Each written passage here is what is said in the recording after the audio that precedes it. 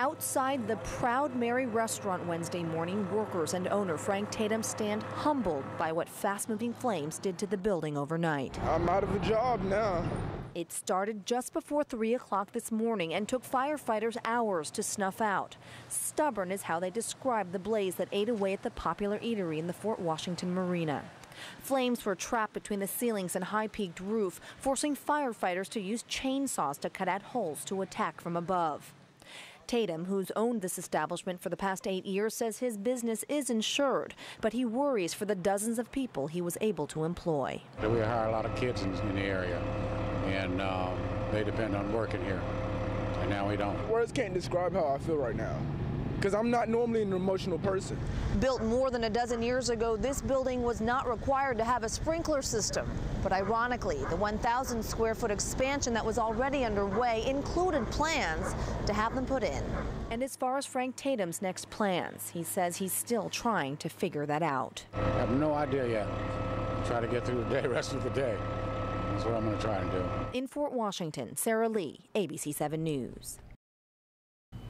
The flames show just how extensive the fire was, destroying the Victorian home on Baltimore Street just off Connecticut Avenue and killing a couple inside. They were unaccounted for a short while. Unfortunately, the 2 occupants were home. One has been confirmed as a fatality, the other still unaccounted for. By 5:30 this morning, firefighters also found her inside, just steps away from where they found her husband. The couple are described as in their 80s. They've reportedly lived in the home almost half a century. We have several injuries, including one civilian, a neighbor who had attempted to get into the house, has some minor smoke inhalation. He's been taken to the hospital. We also have 2 firefighters who have also received some minor burns and have been transported to the local hospital. The injured neighbor is a Naval Academy senior home on break. He attempted to get to the couple, but flames and smoke kept him at bay. Pretty extensive damage has occurred to the house. We are still hitting some hot spots, but right now the cause of the fire is still under investigation.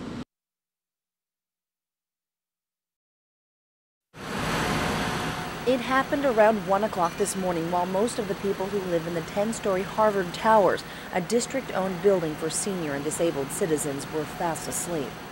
Firefighters say when they arrived here to Harvard Street Northwest, a unit on the 5th floor was entirely engulfed in thick smoke and flames. More than 70 hands were on deck to battle the blaze, which they quickly put down. Of course, following the fire knockdown, fire companies scattered throughout the floor to conduct a thorough search of that floor and the floors above. Rescuers helped at least 16 people, including a 62-year-old who was transported to the hospital for smoke inhalation. Getting up to that high-rise fire was a difficult aspect, needless to say, but once the firefighters were able to turn the corner with the hose line, they were able to put the fire out rather rapidly, extinguish the fire very bravely, and then conduct search and rescue efforts. Through the night, fire investigators stayed on the scene to make sure sections of the building could be reoccupied.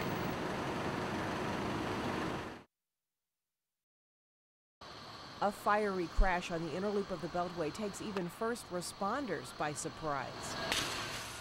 1 person is dead after this second accident on the inner loop of the Beltway just south of the Van Dorn Street exit. A small vehicle, perhaps a Honda Civic, ran into the back of a flatbed tow truck. That truck appears to have been hauling the white SUV. Clearing the deadly accident scene has taken many hours this early morning, and it follows another massive crash involving 3 semis.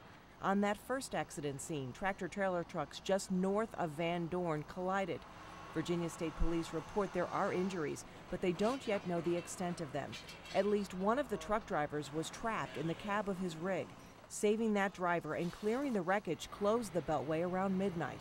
As traffic piled up on the inner loop on the approach, that is when the second and deadly accident happened.